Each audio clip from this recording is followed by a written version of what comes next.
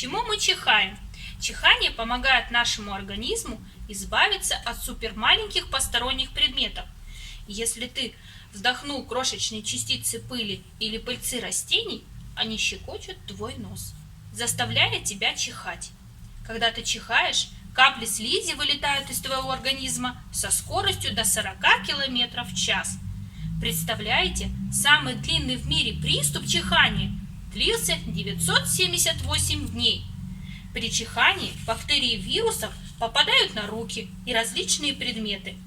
Тщательное мытье рук помогает людям избавиться от бактерий вирусов на руках и сохранить свое здоровье.